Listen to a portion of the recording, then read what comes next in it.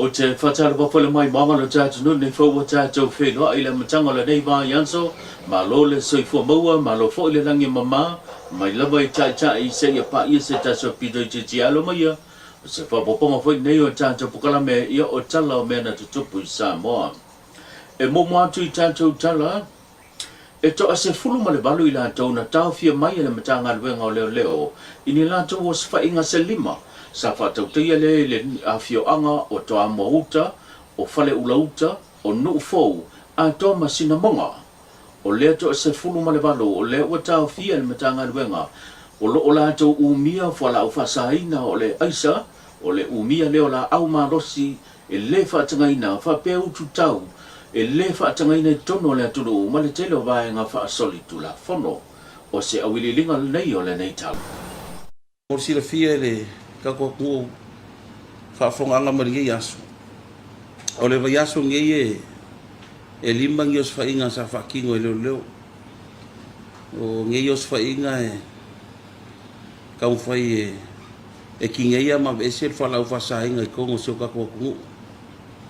os fa inga ngi lima ia sa fa kingo la vai ingu ka ula ka ulanga fa le aka ia male ka fa ka ia pia mai ngi os fa inga lima ia ngau ko si sile me wa ko kan kanga ia kuai ia se kai mi la fo ku le la va go ile polisilio le o le kiuke ia fai foi fam kalanga ku se foi mengaluenga se kolu sa kai ile official kiuke ia mka pa foi le so swang mka ngaluenga ai mengaluenga ia lima ia sa fai unha mau ai ni ka ko se fumal vangu sa va peo nga on arrest ai mo li ai o le se fumal vangu le ia ko a kolu ia ila ko ka mai ka o me sa mau ia au ko si sile ai o fala u fasai o le aisa ia o pai pai u le ngai aisa ia o fanga le la isengea o puru fanga ma fanga le faka ngai ngai ko le ku o lea ngaluenga ia sa whakingo i se vaianga whapiko o mga ngaluenga o i kemin gei nga whakauri mai nga ia marasa ilinga o whamau mau ia ia maukingo o sai umai lang ko lo afia ia so kuna fongo morsi la fia ua ka o fia umale sfuru male ongo ina ko sa moria raso gei ai e lua ila ua sakale kua ngisi o mafuanga o ila ua ia o kamaikai uma ai or famo e moe mkanga luenga ia e mo mia ke leile so sangi ka kua kungu mata mai le tasi o mata uku sa tulai mai le so dos fu male ono o le masino novema ia o se ali isa fai malanga mai le tato malanga le mai tutuina le naomi ia po le samo fa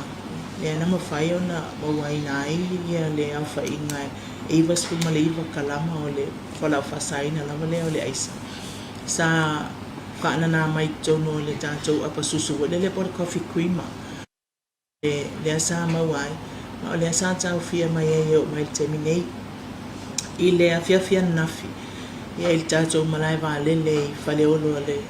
tanto regional airports ia le sa mawai nai fo ise li isa fai malanga mai tutuila ia male alfa inga se lau fasu matas kalam o le fala o fasaina nei te lona ta telu no le lau pe yona fai lo le nei aso ia tanga pe pai lima lo pito tuilu ia o le alfa inga le nao o le au mainga le nao tanto fala o fasaina ila so nafi ia o le tanto fai nga malanga le mai tutuila fo itaya o nei ia o le samo fa ia sa mawai nai ia tatou fala fasaina ia e tu salona mafa male ono kilo o le whelo inga malinga ruenga whaipa anga wa lua al matanga ruenga malo le malo ofa pe foi ia le official tute le na ma wai nei whainga wha asoli tu la fono o fai lo foi ele sui kom sino le matanga le ngo le leo e fionga le ya tau Samuelu afa masanga o le to se fulu mal balo ila tau tau fia o lo fia ini so tangata fainga le ngo le malo ele ngata se tamali masuma le iwa tau sango lo fainga le ngo se tasi matanga le ngo le malo fa pese unga le o lo nga lu do foi ini so matanga le ngo le malo o le kamali le Samoa ngi ia kamali fainga le ngo se si va ngo o ngā ruenga ale malo lungo le waf le vai ngol quarantine ya lima su iba ka usanga le maku ya lau ka fia mo Februari wala awa e luonga ia ua fai lo lava ele kom sino le mtanga ruenga o leo a wanga tu le tulu o le tau fai ungo le nei tau sanga ua lava ta pena ma ua sauni le mtanga ruenga i so se taimi e fatino lo la tu tute ua saungi ma ko so skai ma ko ke fia mo mia foi fa mo mo mai ka ko ingisi lo la ko faia le fa ka wingo fa la fa sa inga ko la ku ua tau ai tau no ilu mo le ripa le bia le sunga la ule mane tole wa te pola tai ba forces min le mata upu e pe ona yai le ngase leo lo tu lai mai le ba o le komitio a onga le fio anga mangiangi fa pe le tu o lo yai ele te mai tai pule a onga fa pe fo ile ainga fa ya onga le wala tu ave se ai nisho va nga yai kesi matulanga o fa to tonga o potu a onga mo le fa nau o se wilinga na nei o le nei tala no mai nei le ralfanga o mangiangi mato felo fa ri mella to ngaule mali el tulanga le onol fese se inga ma pule a onga ea o lo uteltununga o le pule ina o le lotoa mafale a onga o le wai ao i tu malo awal mele nga fatauli maina le malo o fai a onga ya o ina tamaiti a il tulanga nga lue fatasi ia fai a onga mal pule ngole a onga ma le komiti o le a onga o le mele au momoli mai ele nu umali tu malo ele o lea ma lau umana o faafsota ia le minista ma watu ia i ma le tulaga e mate feiloaʻi ge le asogafua e mai umai le minista le puleaʻoga ma le faaululuga o le matagaluega e mai e sort out le faafitauli ma le fioaga e lē matagofie i le vaai o le feeseeseaʻi faapea o pulega e lau mo le tala ua laʻu ese kesi o la laʻu ese la kesi a faafega fai le mea mo le kausaga foʻi ia o tatia mo le asogafua le ua matou taosaga i le fioga le minista aʻoga ma le laga o le ua sulusaʻo mai i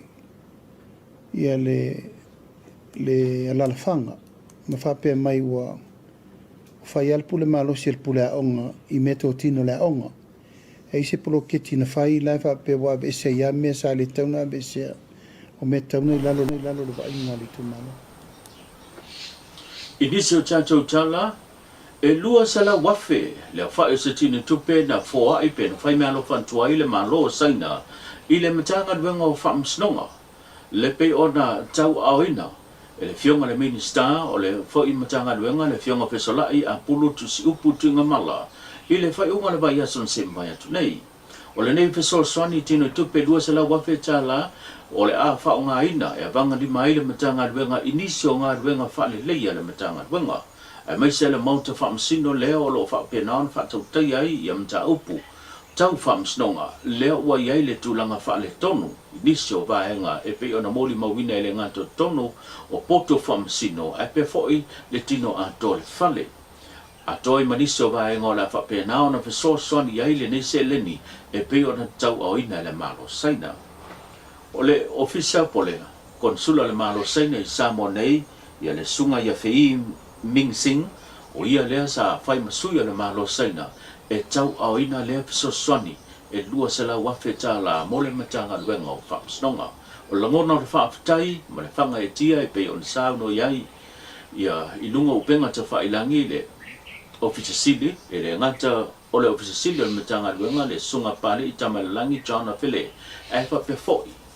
le fionga le minista o le matanga luenga le fionga fesolai a pulu tusi uputinga mala to sa male nei fo a tahua male tatou tala muli e silia male ono se lau le fa yo fa na le na fa wina ma fa niaina la to tau whainga il fa unga le vai aso le na fa tino ina ai le fa unga a le universite le papa ngala o lu vai tau sanga fa vai le na moli mawina fa wina ai tu spasi ese a toi ma to mai si tia o le la fa o wina ai le ngata o nisio la nga dulu nisio mtanga duenga company ese tono le atono e fa pe fo inisio fa nau o le a fa o wina le tulanga o le poto salalau inisio la sanga ilunganto mo le o ta wina